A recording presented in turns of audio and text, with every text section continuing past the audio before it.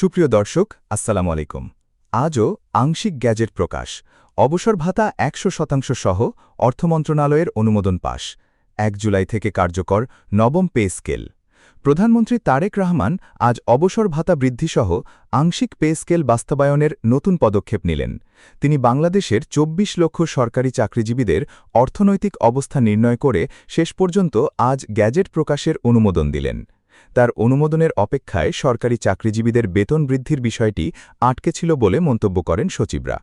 এছাড়া অর্থমন্ত্রী আমির খসরু বলেন, ইতিমধ্যেই সকল ধরনের ব্যবস্থাপনা শেষ হয়েছে।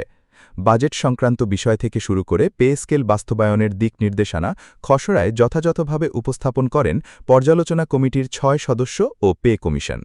তবে সরকারি চাকরিজীবীদের বেতন বৃদ্ধির বিষয় নিয়ে বিভিন্ন রাজনৈতিক জটিলতা থাকায় দীর্ঘদিন থেকে বেতন বৃদ্ধি না হওয়ায় সরকারি চাকরিজীবীদের মাঝে অসন্তোষ তৈরি হয়েছে, যার ফলে শেষ পর্যন্ত দেশের অর্থনৈতিক অবস্থান শক্ত করার মাধ্যমে সরকারিভাবে একটি সুবিধা সংযোজনের পদক্ষেপ গ্রহণ করেন তারেক রহমান।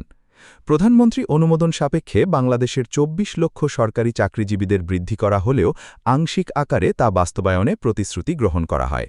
কেননা বর্তমান বাজেটে শুধুমাত্র সরকারি চাকরিজীবীদের জন্যই ৬০,০০০ কোটি টাকা নির্ধারণ ঘোষণা করেছেন সংশ্লিষ্ট কর্তৃপক্ষ। তবে এর থেকেও বেশি অর্থ প্রদানের সিদ্ধান্ত থাকলেও চূড়ান্ত সীমারেখায় পৌঁছাতে পারেনি ঊর্ধ্বতন কর্মকর্তারা।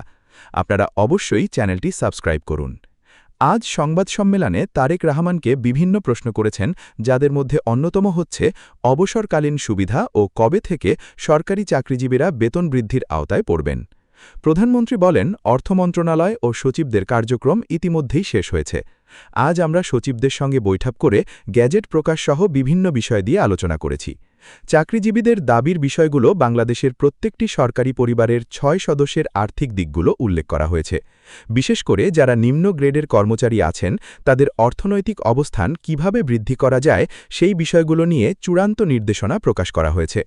প্রাথমিক দিক থেকে আমরা গ্রেড সংখ্যা পরিবর্তনের জন্য সিদ্ধান্তের পক্ষে ছিলাম, কিন্তু বর্তমান বাজেটে কিছুটা পরিবর্তন আনায় গ্রেড সংখ্যা অপরিবর্তিত রেখেই বেতন বৃদ্ধির অনুমোদন দেওয়া হয়েছে। কিন্তু আজ প্রধানমন্ত্রী সচিবদের তৈরিকৃত রিপোর্ট স্বাক্ষরিত হয়েছে। সচিব কর্তৃপক্ষ ৬ সদস্যের পর্যালোচনা কমিটিসহ বিভিন্ন ঊর্ধ্বতন কর্মকর্তাদের সঙ্গে জরুরি বৈঠকের মাধ্যমে নতুন রিপোর্ট উপস্থাপন করা হয়, যেখানে কর্মচারীদের আর্থিক গতির বিষয়গুলো নিয়ে আলোচনা করা হয়েছে। সবথেকে বেশি আলোচ্য বিষয় ছিল অবসরকালীন সুবিধা। তাদের সকলের মতে যদি গ্রেড সংখ্যা পরিবর্তন না করা হয়, তাহলে অবশ্যই অবসরকালীন সুবিধা ১০০% পর্যন্ত বৃদ্ধি করতে হবে। তাই শেষ পর্যন্ত অবসর সুবিধা বৃদ্ধি করার মাধ্যমে দীর্ঘদিনের জটিলতা দূর করার নতুন সুপারিশ করেন তারেক রহমান। আপনারা অবশ্যই চ্যানেলটি সাবস্ক্রাইব করুন। অর্থমন্ত্রী ও তারেক রহমান আজ বৈঠকে বলেন, আগামী ১ জুলাই থেকে প্রথমার্ধের বেতন বৃদ্ধির সুবিধা ভোগ করবেন চাকরিজীবীরা। যদিও ঈদের আগেই সকল কার্যক্রম বাস্তবায়নের চূড়ান্ত সিদ্ধান্ত ছিল, তবে শেষ পর্যন্ত দেশের অর্থনৈতিক অবস্থা বিবেচনায় নিয়ে আগামী জুলাই থেকে কর্মকর্তা ও কর্মচারীরা বেতন বৃদ্ধির সুবিধা ভোগ করতে সক্ষম হবেন।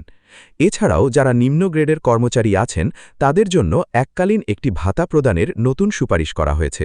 তবে যারা ঊর্ধ্বতন কর্মকর্তা আছেন, তাদের সঙ্গে আলোচনা করার মাধ্যমে দীর্ঘ প্রত্যাশিত বেতন বৃদ্ধির পাশাপাশি বাসা ভাড়া ৭০% পর্যন্ত রাখার মতামত দেন।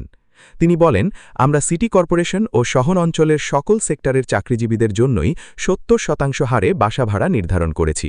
তবে এটা যদি সচিব এবং ঊর্ধ্বতন কর্মকর্তারা মতবাদ দেয়, তাহলে অবশ্যই আমরা এটি আজই স্বাক্ষর করার মাধ্যমে চূড়ান্ত গ্যাজেট প্রকাশের অনুমোদন দেব।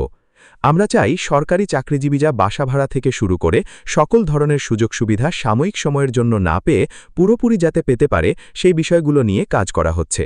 আশা করা যাচ্ছে দ্রুত সকল কিছুর সমাধান আসবে। তো সে পর্যন্ত অবশ্যই চ্যানেলটি সাবস্ক্রাইব করে আমাদের সঙ্গে থাকুন।